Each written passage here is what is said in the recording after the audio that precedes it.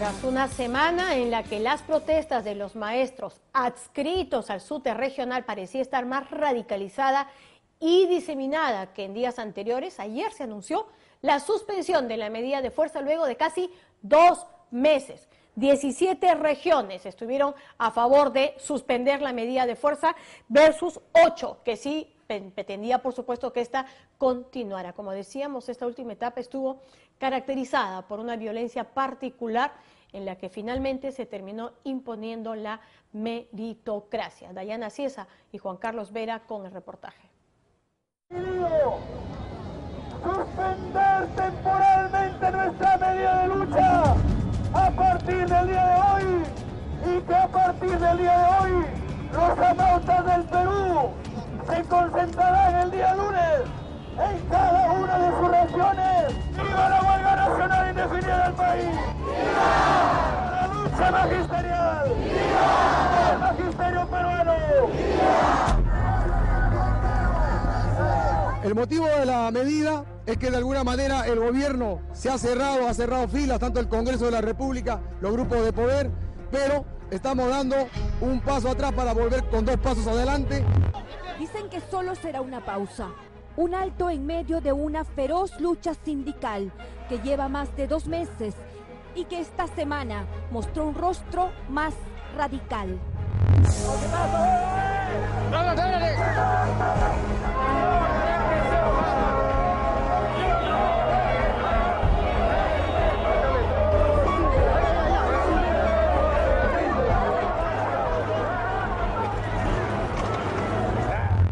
Y violencia en distintas partes de la capital.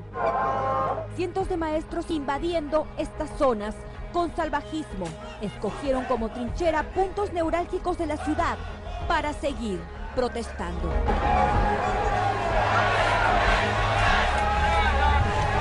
El diálogo siempre está abierto, pero las negociaciones se cerraron ya hace un par de semanas. El tema de la evaluación es inamovible, el Ministerio tiene la posición sentada. La evaluación de desempeño asegura la calidad, es un pilar de la reforma educativa.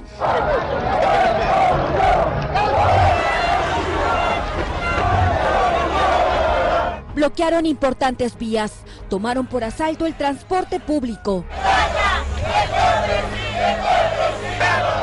Y hasta agredieron a la autoridad uniformada.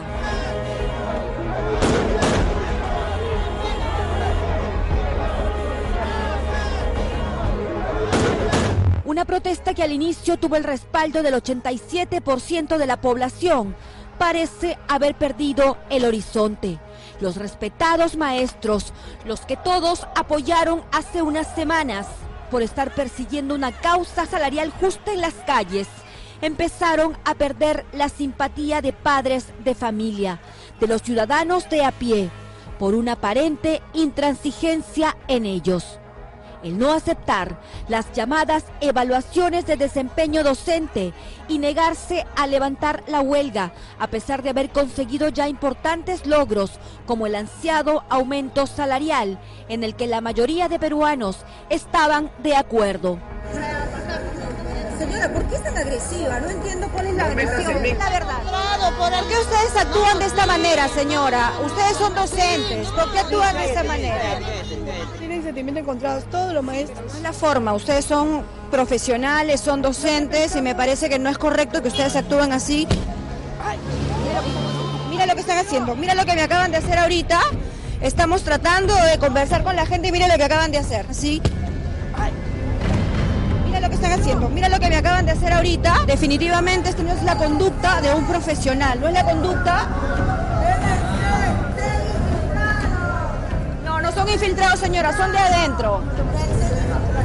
¿Qué tan ciertos son los temores de los docentes respecto a la evaluación a la que el gobierno los pretende someter? ¿Qué tan reales o políticos son los motivos que los llevan a seguir marchando en las calles? Esta noche en Panorama, ¿en qué consisten las temidas evaluaciones de desempeño que los profesores rechazan? ¿Cuáles son las posibilidades reales de que un maestro sea despedido por someterse a estas pruebas en el aula? En primer lugar, lo que ha faltado es una mayor comunicación por parte del Ministerio respecto de las características del instrumento, de la forma como se ha concebido el proceso. La comunicación del Ministerio ha debido ser en el sentido de que en países donde se aplica la evaluación del desempeño, pues el porcentaje de desaprobados no llega ni siquiera al 2%, ¿no? Y en general en los países desarrollados donde se aplica la evaluación del desempeño, pues no se aplica en todas partes, los porcentajes son realmente bien bajos, ¿no?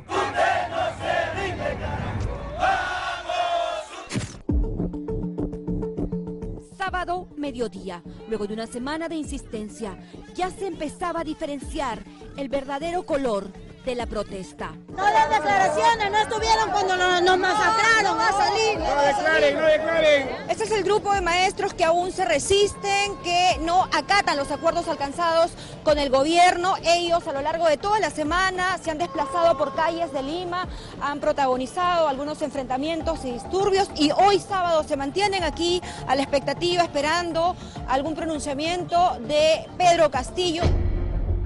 Según cifras oficiales, los que continúan en la capital y ayer se concentraron en la Plaza 2 de Mayo representaban menos del 49% del total de maestros.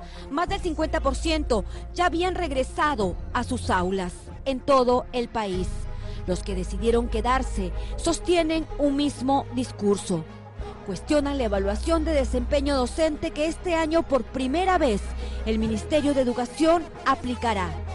Se oponen porque consideran que será utilizada como un pretexto para sacarlos de la carrera pública magisterial. Un punto en el que, según ellos, seguirán insistiendo. Con el cuento de simplemente hacernos una evaluación formativa, no quieren sacarnos, no van a sacar. Pero ¿usted cómo sabe eso si todavía no sabe cómo se van a dar estas evaluaciones? No da a conocer mediante el Ministerio de Educación. ¿Usted sabe cómo va a ser la evaluación?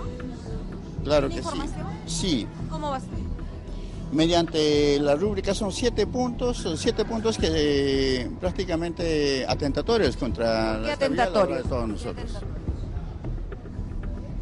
¿Usted tiene información de eso?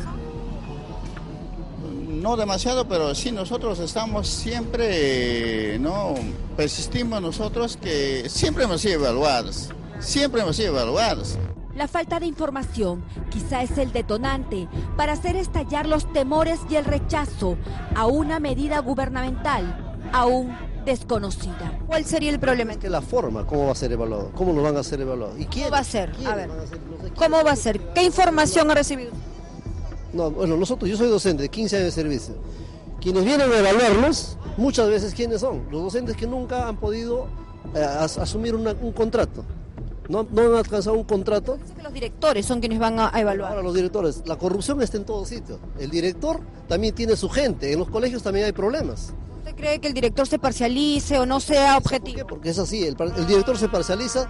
Un temor que nos plantearon los docentes cuando presentamos este modelo antes de publicarlo era, ¿qué pasa si el director me tiene mala predisposición? Está bien que esté certificado, pero me tiene mala predisposición, me puedes aprobar porque no le caigo, digamos. Entonces, para evitar una arbitrariedad de ese tipo, lo que se ha establecido es que si el director desaprueba al docente en observación de aula, el docente recibe una segunda visita a cargo de 2 observadores externos certificados, de modo que ya no es el director. Que ya no es el director, y ellos lo vuelven a observar en su desempeño en el aula. Entonces, de modo que si alguien desaprueba la observación de aula, será porque 3 observadores diferentes certificados lo han desaprobado. Exacto. El ambiente en el que se desarrolla esta protesta se exacerba. Cada vez la intolerancia gana y se pierde la mirada a los reclamos justos. Sí, retírese por favor, señora. ¿Qué le pasa? Sí, retírese por favor, señora. Bajarnos. Señora, ¿por qué es tan agresiva? No entiendo. Los argumentos se agotan y el descontrol empieza a manchar una lucha legítima de profesionales que empiezan a perder los papeles y a mostrar su lado más hostil y agresivo. ¡Infórmate la verdad! Una cosa es que me empuje y una cosa es que me agreda. Nadie le puso un intocable, como una limeña se compara. Una pituca, una pituca. ¡Venga, María! ¡Venga, María! ¡Venga, María!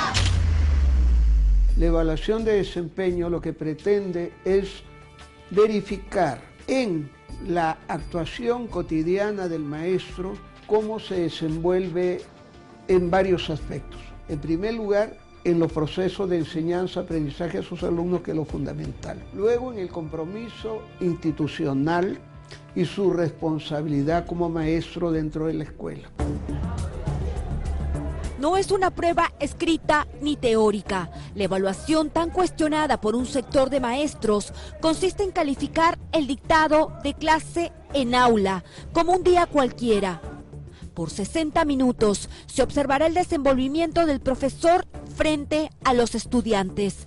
Se medirá cómo involucra a los alumnos, cómo los motiva para el proceso de aprendizaje, cómo promueve el razonamiento y la creatividad en ellos, cómo propicia un ambiente de respeto y cómo regula el comportamiento. Todo esto forma parte de un instrumento de trabajo llamado rúbrica. Y según su punto de vista, esta evaluación de desempeño ¿tendría probabilidades altas de desaprobar a los profesores? No. Primero, el ministerio se está comprometiendo a hacer un taller de capacitación, lo cual está muy bien y no está previsto en la ley. Pero un maestro medianamente formado, y la evaluación con confiabilidad y validez, yo creo que sería un profesor muy malo el que desaprobaría, y sería un margen muy pequeño, y si es así, lamentablemente pues no puede estar a cargo de la enseñanza de los niños.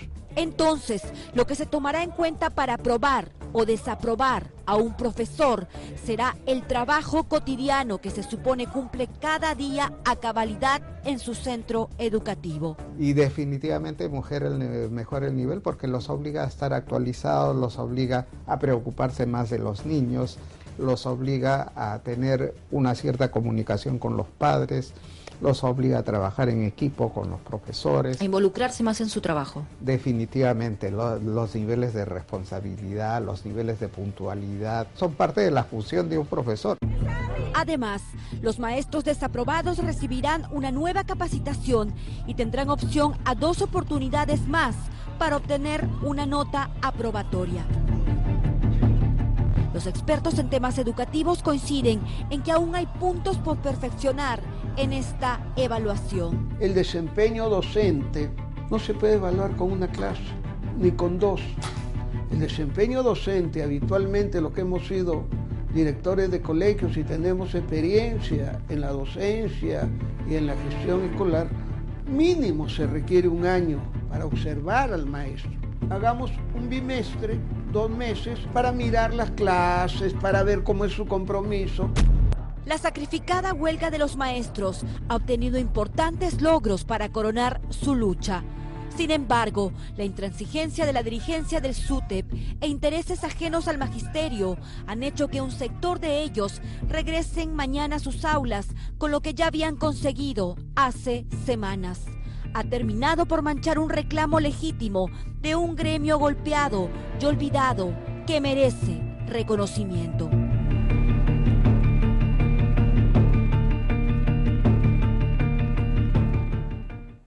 Nunca se podrá estar en desacuerdo respecto al reconocimiento que ejercen, que hay que darle, por supuesto, a todos los maestros de nuestro país, a ese trabajo esforzado en el último rincón de nuestra patria, pero también lo ocurrido esta semana no se puede aprobar ni simplemente decir bien hecho, porque lo que se ha advertido es una radicalización de un sector político muy al margen de lo que podrían ser las demandas gremiales, las demandas realmente del magisterio. Yo me resisto a creer que esas personas que han estado en estos últimos días con esas cuotas de violencia, esos golpes a los policías, lanzando huevos y golpeando a periodistas, son maestros que en las próximas horas van a estar de nuevo en un aula y frente a niños, a pequeños, a quienes van a tener que darles clases. ¿Con qué cara? ¿Con qué ejemplo realmente? En todo esto no hay ganadores, en verdad. Aquí los más perdedores han sido sobre todo los alumnos con más de 2 meses sin tener clases, completamente paralizados, clases que van a ser muy, pero muy difíciles de recuperar. Ojalá esto no vuelva a ocurrir otra vez. Hacemos una brevísima pausa en el programa, no se mueva, más adelante.